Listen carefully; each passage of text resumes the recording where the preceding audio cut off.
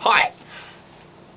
As you no doubt know, editing your own work can be one of the most awful jobs ever. But the reality is that you will spend an awful lot more time editing your own work than you'll spend writing it in the first place. Many of you will have been in the situation where you kind of have a crazy level of energy and you bash out an amazing paper or things like that and you go, fantastic, I'm almost there. You save it carefully in two places so that you don't lose it, and then you come back the next morning and you go, fantastic, it's almost there, I'll just give it a quick read through. You read it and you realise that what you've actually done is created a whole lot of rubbish. And you've got to somehow turn this rubbish, which, yeah, there's some ideas in there, into something that other people, other than yourself, are going to understand. The challenge of editing is that what you're doing is you're spending all of your time focusing on the things that you don't do very well. Your sentences are awful, your grammar's terrible, it made sense yesterday, but you're not sure what you were talking about the day before. Your referencing might be right off. You've said things that you have no evidence for, all of that kind of thing. And so editing, you're actually spending your whole time looking for things that you're not good at, and as humans, we much prefer to do things that we're good at. I'm at the tail end of my PhD, and I've spent an awful lot of time editing. I would argue that perhaps my writing skills are not great, but my editing skills have improved dramatically. And I've picked up a few ways of editing that take some of the pain out of the editing process. You'll never take all of it out, but there are some ways of doing it. So, what I've done is I've got 4 different approaches to editing.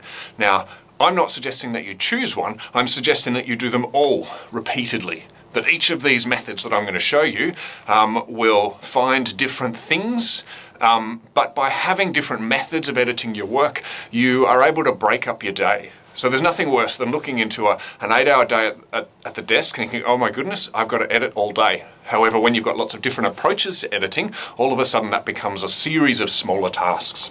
So the first method that you will have used before is the on-the-screen method.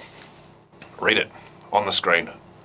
Now, this I would do in my head. I would do it quietly, and what I'm doing is, yes, as I'm reading through, I will fix up small errors, but I will not fix up big errors. And there's a good reason for this. The reason I don't fix up big errors as I'm going through is because I'm going to lose my flow. So we generally only think about one thing at a time, and I know some of you are thinking, but I'm a woman, I can think about lots of things. No, you can't, you just task switch better. You are better off just doing one thing at a time. So look for the mistakes, don't try and solve them all. So if it's a grammatical error, spelling error, or things like that, absolutely fix it as you go through. If there's a glaring hole in your argument, or you need a bridging sentence or something else, just put a note in your paper saying, insert bridging sentence here. So read through quietly in your head on the screen.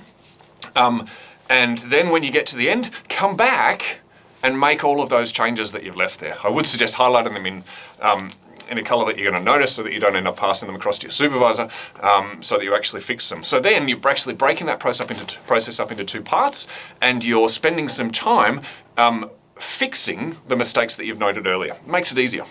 The second approach is on the screen out loud. Now, yes, you will sound like a nut job if you do this in the library. However, at home, if you read your work out loud, you're going to pick up a different kind of mistake to what you would pick up in your head. So when you read out loud, you're listening to yourself. So you're engaging with the content differently. You'll pick up grammatical errors much, much easier. You'll pick up sentences that only make sense to you in a much easier fashion. I would use exactly the same approach. I wouldn't fix all of the problems as I go unless they're fairly simple. So in this case, you're generally looking at flow of sentences. So most of these things you're going to fix as you go. But if you notice glaring holes that require you to go back and do some more research or other things like that, just make a note of them, fix them later. The third one, which is really, really important, is on paper, in your head. Now, this is something I've only just recently started to do. What can happen when you're editing is you get so focused on the details, and at the moment I'm editing a 10,000 word chapter, you get so focused on the details that you forget that there's supposed to be a story running through this entire chapter. And so by forcing yourself to read on paper, so you're reading quite differently, we tend to notice things differently when we're reading on paper, but make a list. So don't write on the paper, make a list of the things that you need to deal with. So what are the structural issues that you need to deal with? Do you bridge between ideas well? Do you have you explained things well? Have you provided examples? Make a list. And so what what this does is it forces you to move away from details, because you should have spent a bunch of time in those first two methods using details, to focus on those broad things. So you make a list and then come back and change those things. The final way is on paper aloud.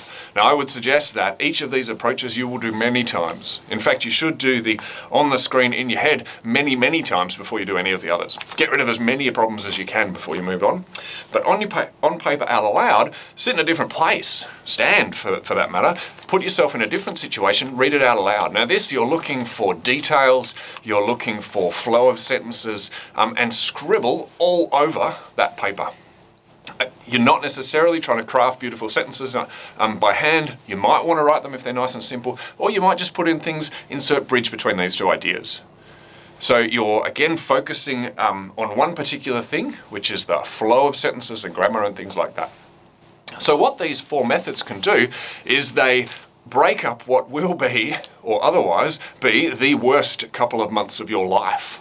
So if you think about editing a chapter, you're going to spend a significant number of hours editing that chapter. If it's all just editing, then it becomes really problematic to kind of stay focused. Whereas if you know that you're going to spend 2 hours doing it this way, looking for this type of mistake, then you're going to fix those mistakes. You know that you've made improvements. Then you're going to move on to another method and find a different set of mistakes, and you know that you're going to make improvements. And you'll see this gradual improvement.